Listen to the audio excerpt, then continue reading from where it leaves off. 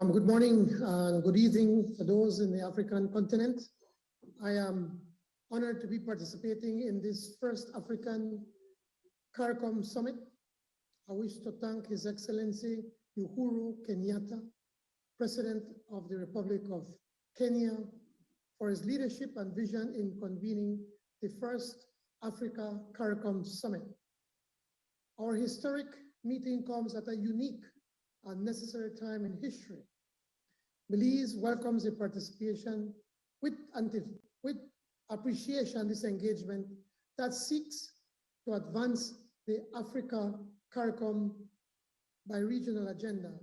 And it is a demonstration of the firm commitment to increase cooperation and continental integration between Africa and Caribbean under the theme Unity Across Continents and Oceans, Opportunities for Deepening Integration.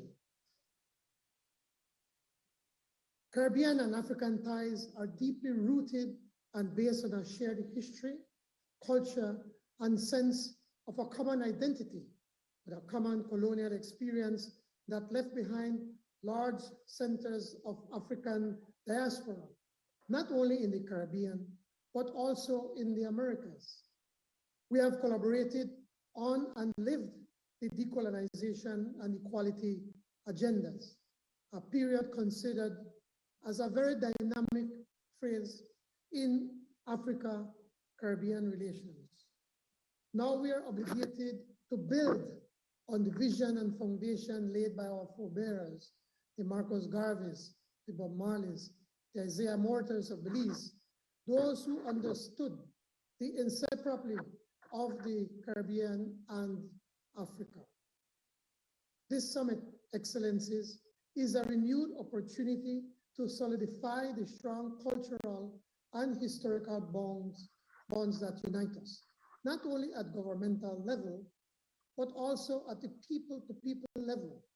It is imperative that we continue to build on the Africa-Caricom partnership to forge closer, tangible linkages to meet the challenges of today. We already have a strong record of consultations and collaboration with each other in a number of areas within the various configurations and grouping at multilateral organizations, as well as at regional and national levels, including at the United Nations, the Organization of African, Caribbean, and Pacific States, the Commonwealth, the Non-Aligned Movement, the Group of 77, and the Alliance of Small Island States. While we have worked extensively throughout the post-colonial period to present, there is much more that needs to be done to further strengthen the political dialogue and promote avenues for functional and technical cooperation, increase cultural and educational cooperation, and enhance trade and economic integration between CARICOM member states and Africa. The unprecedented challenges of today compel us to strengthen cooperation across a range of fora to tackle issues on the global agenda and take coordinated positions and action in areas that matter most, especially Agenda 2030 and the Sustainable Development Goals, climate change, resilience, adaptation, and natural disasters, the global financial system, and issues relating to development financing, de-risking, and blacklisting, migration and trafficking in persons, the equitable and sustainable economic and social recovery from the ongoing COVID-19 crisis, and other common threats. We must not forget the value and dividend to be derived from promoting people-to-people contact, utilizing academic and media channels to foster greater understanding of our shared heritage and exchanges between policymakers in building enduring partnerships. Excellencies, Belize reiterates its commitment to work with sincerity of purpose towards a defined mechanism for our partnership, a structure that will enhance our integration through the elaboration of a plan of action and a program of work, and one that considers the opportunities before us. We must devote sufficient attention to transforming our partnership into a political force for the realization of the full scope of the political and socio-economic dimensions of the African-Caribbean relationship.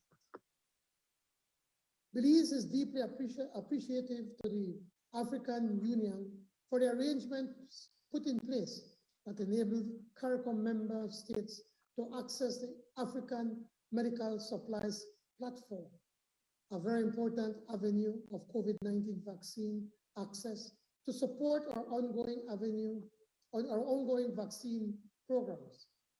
Belize received late last month 132,000 doses of the Johnson & Johnson vaccines against COVID-19.